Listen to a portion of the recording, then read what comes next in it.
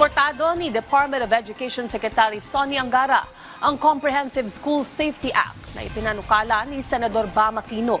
Layunin nitong gawing permanenteng batas ang mga inisyatibo ng Department of Education para sa kaligtasan at kapakanan ng mga estudyante.